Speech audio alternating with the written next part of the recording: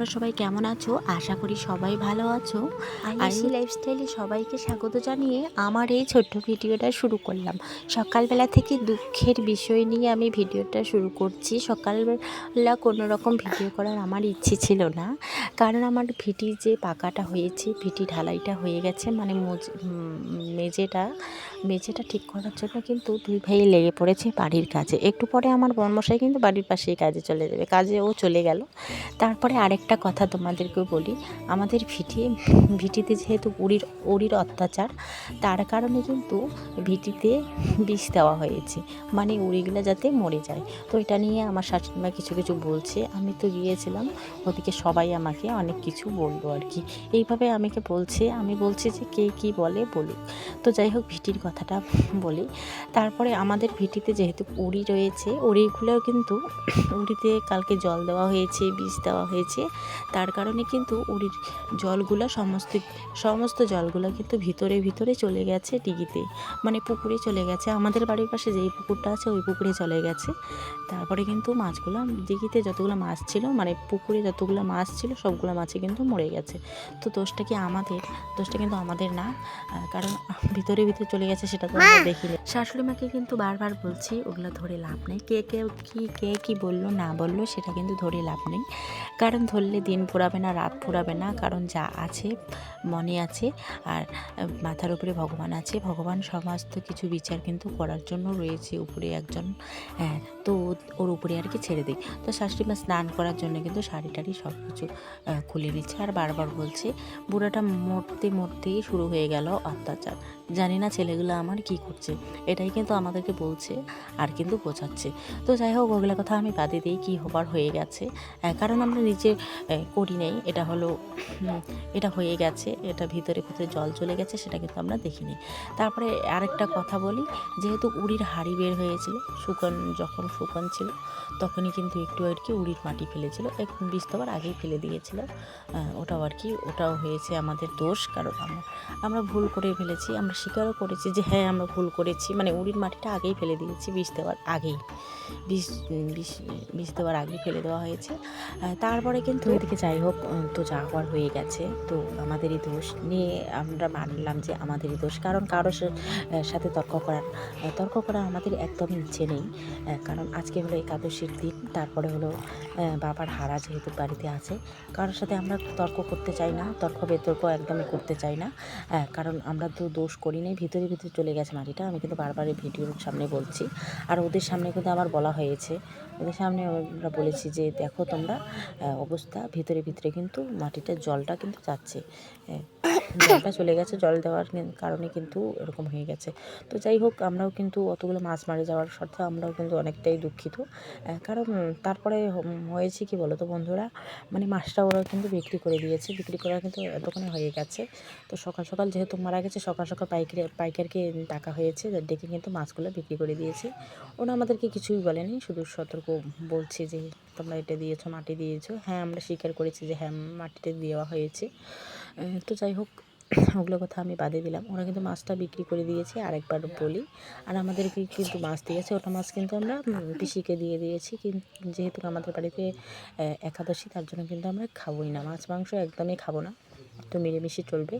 আমি সিদ্ধ ভাত রান্না করে মেয়ে আর আমি খাবো, তারপর ওরা খাবে রুটি দই দিয়ে খাবে, চা দিয়ে খাবে, এটাই আর কি। আর 2-1 বেলা আর কি চা খেয়ে থাকবে। তো আজকে একাদশীর জন্য কিন্তু আমি তো জানি না আজকে একাদশী, তো কাকুর কাছে শুনে নিলাম সকাল। তারপরে আমি রান্না বান্না করে এখন কিন্তু মুছে নিচ্ছি মাটি দিয়ে। তো মাটি দিয়ে সুন্দর করে মুছে নেই, এদিকে উনুনটাও একটু মাটি টাটি দিয়ে মোছামুছি করি। তো যাই হোক, এদিকে কিন্তু আমার মোছামুছিটা করতে হবে, রান্নাঘরটা মুছবো, তারপরে বারান্দা যেহেতু উনুন রয়েছে, উনুনটাও মোছামুছি করব সুন্দর করে মুছে নিয়ে। তারপরে উনুনটা, আর এই পাশের উনুনটা যে আছে ওটাও কিন্তু বানাতে দিতে হবে। একটাতে চা করব আর একটাতে করব ভাত রান্না। তো যাই হোক, কাদরটা তো গুলিয়ে কিন্তু সুন্দর করে মুছে নিলাম। আর উনুন কিন্তু সুন্দর করে মুছলে রান্নাঘরটা কত সুন্দর লাগে দেখতে, যেহেতু ঘরের মাটি রয়েছে, ওই ঘরের মাটিগুলো দিয়েই কিন্তু মোছা হয়। তারপরে কিন্তু এত সুন্দর দেখা যায়। আর আগে কিন্তু গোবর দিয়ে লেপতাম, এই সারা ঘর কালো দেখা যায়, এটার জন্য কিন্তু একদমই ভালো লাগে না। ঘরের মাটি আছে যেহেতু, তার জন্য কিন্তু ঘরের মাটিগুলো দিয়ে মোছামুছি করা হচ্ছে। ভিটে যেহেতু যতগুলো মাটি দেওয়া হয়েছে, ওগুলো মাটি দিয়ে কিন্তু আমি মুছছি। আর ভিটে যদি পাকা হয়ে যায় তাহলে কিন্তু মুছতেই পারবো না ওগুলো মাটি দিয়ে। তবুও আর কি আলাদা করে এক বস্তা রেখে দেবো মাটি বর্ষার জন্য। তো উনুনের পাটটা মুছতেই হবে। তার মধ্যে এই ঘর রয়েছে, এই ঘরে যেহেতু কাঁচা, এই ঘরও কিন্তু মুছতে হবে মাঝে মাঝে। তো দেখো ভালোই কিন্তু দেখা যাচ্ছে ভিডিওটা। অন্ধকারে কিন্তু আমি ভিডিওটা করেছি, তবুও সুন্দর দেখা যাচ্ছে, তাই না? তারপর জানলাটা খুলে দিয়েছি। জানলাটা খুলে দেওয়ার শর্তে কিন্তু আলোটা বেশি করে আসছে, বেশি করে আসছে। তার মধ্যে তাঁতের বিছানাটা তোলাও হয়নি। আর সকালবেলা তোমরা তো বুঝতেই পারছো, একটা টেনশনের ব্যাপার। টেনশন নিয়ে কিন্তু আর কাজকর্ম করতে ইচ্ছে করে না, আর কাজও কিন্তু হাতে আসে না। তবুও আর কি করছি, কাজ তো করতে হবে। একাদশী যেহেতু, বড়মশাইরা এরকম মুখ গুমরা করে বসে থাকলে তো হবে না, কাজও করতে হবে, আমারও করতে হবে, ওকেও কাজ করতে হবে। কাজ না করলে তো রান্নাও করতে পারবো না। যত তাড়াতাড়ি আমি মোছামুছি করবো, তত তাড়াতাড়ি আমার বড়মশাই খেতে পারবে বা কাজ করতে পারবে। এদিকে শাশুড়ি মা, আর একদিকে হলো শাশুড়ি মা এদিকে রান্না করতে পারবে। রুটি যেহেতু আমি ভাজতেই পারি না, তার জন্য কিন্তু ধরিও না। তো রাত্রেবেলা যদি ভাজতে হয় রুটিটা, তো তারপর কিন্তু ভেজে দিতে হবে। এদিকে আমি ভিডিওটা শুরু করে দিয়ে কিন্তু মোছামুছি করছি। তো যাই হোক, মনটা একদিকেই আর কি শান্তি পেল, কারণ আমাদের দোষটা না, উড়ির মাটি যেটা ফেলেছি ওটা কিন্তু হয় না, মানে জল ভিতরে চলে গেছে। ওটা নিয়ে আমার মনটা একদমই ক্লিয়ার হয়ে গেল।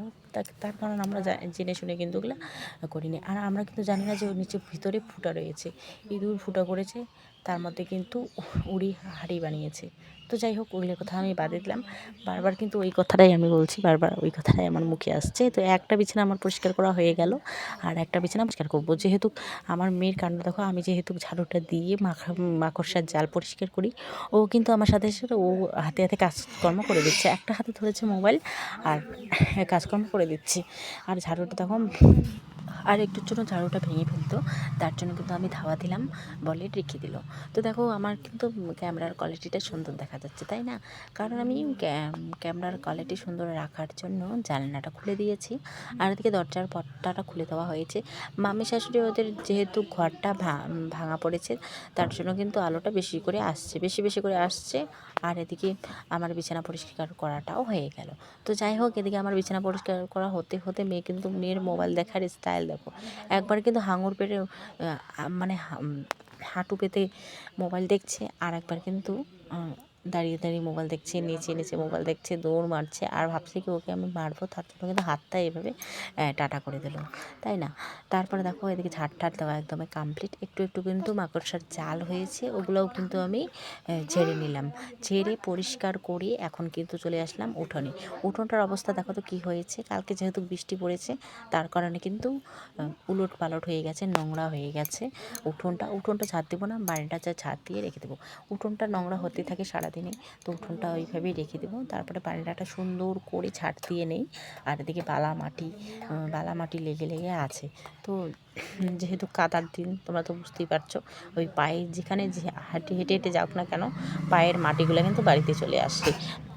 তারপরে চকচক করে ঝাড় দিয়ে নিলাম। ঝাড় নেওয়ার পরে আমার আলনাটা সুন্দর করে পরিষ্কার করে এখন কিন্তু চলে যাব কলের পাড়ে। যেহেতু আমি খাওয়া দাওয়া করলাম, এদিকে কিন্তু আমার পিসিও এসেছে, মানে পিসি শাশুড়ি মা এসেছে। তো চিড়া দিতে এসেছিলো, মানে চিড়া খেতে চেয়েছিল মা, তার জন্য কিন্তু চিড়া নিয়ে এসেছে। তো পিসি শাশুড়ি মাই বলেছে যে আমি চিড়া নিয়ে আসবো একদিন দই দিয়ে খাওয়ার জন্য, তার জন্য কিন্তু আমাদেরকে চিড়া এনে দিয়েছে। ধান কিন্তু আছে, কিন্তু ইচ্ছেই করে না যে ধানটা তাড়িয়ে নেই, ধান তাড়ানো এভাবেই বলে আর কি। ধানটা তাড়ালেই কিন্তু হয়ে যায়, কারণ উনুনটাও নেই বাইরে, তার মধ্যে বৃষ্টি পড়ে, এই বৃষ্টির কারণে কিন্তু ধান টানানো হচ্ছে না। এই 4-5 দিন ধরে কিন্তু লাগাতার বৃষ্টি পড়ছে, এই বৃষ্টির কারণে না ধান সিদ্ধ করা হচ্ছে না কিছু হচ্ছে। আর বাড়িটা তো তার চারিদিকে ভর্তি, কোন দিকে আছে চকি ভর্তি, এদিকে রয়েছে রড, সারা বাড়িটাই কিন্তু ভর্তি রয়েছে। তার কারণে কিন্তু আমাদের ধান সিদ্ধ করাটাও হয় না। এদিকে চিড়ার জন্য ধান তাড়াতে হয়, সেটা তো আগেই বলে দিলাম, পিসি আজকে নিয়ে এসেছে। তারপরে আবার এদিকে আমাদেরকে ধান সিদ্ধ করতে হবে। এদিকে জল তো ভরে গেছে খেতে, তো তো ভাবছি আর কি করব কি না করব, এটা সব কিছু ভাবার দরকার। তারপরে তার মধ্যে তো যাই হোক, খেতে তো ধানের ব্যবস্থা। এই যে সন্ধ্যা হতে না হতে কিন্তু আবারও শুরু হয়ে গেল বৃষ্টি। এদিকে কিন্তু দৌড়াদৌড়ি লেগে পড়েছে শাশুড়ি মায়ের আর আমার বরমশাইয়ের, কারণ বৃষ্টি পড়ছে বেড়া দিয়ে। তো বেড়াটাও আর কি ঠিক করলো, যতগুলো নোংরা উপরে ছিল সবগুলো কিন্তু তুলে ফেলে দিল। তো যাই হোক, আমি এদিকে ঘরটাও পরিষ্কার করে নিই, একটু পরে কিন্তু কারেন্টও যেতে পারে ঘর থেকে। তো পিসি যেহেতু ভাত দিয়েছে, সেদিন ঢালাই হয়েছে আমাদের বাড়িতে, তো টিফিন কাঠিগুলো নিয়ে এসেছে বাড়িতে। তো কাপগুলোকে আর কি ডাইনিংয়ে রাখার কথা, কিন্তু আর রাখলাম না। কারণ কি বলতো, একটু পরে যদি আমরা খাওয়া দাওয়া করি তাহলে তো ডাইনিংয়ে বসে পড়বো চারিদিকে, তার জন্য কিন্তু ডাইনিংয়ে বেশি ভিড়ভাড় জিনিস রাখলাম না, শুধু জলের বালতিটা রেখে দিলাম। আর ধানের অবস্থাগুলো দেখো, ধানগুলো কিন্তু সিদ্ধ করতে হয়, দুই একটা কিন্তু বিক্রি করতে হবে, কারণ ধান এতগুলো কি করব, আর ইঁদুরে খেয়ে কিন্তু ধানের অবস্থা খুবই খারাপ করছে।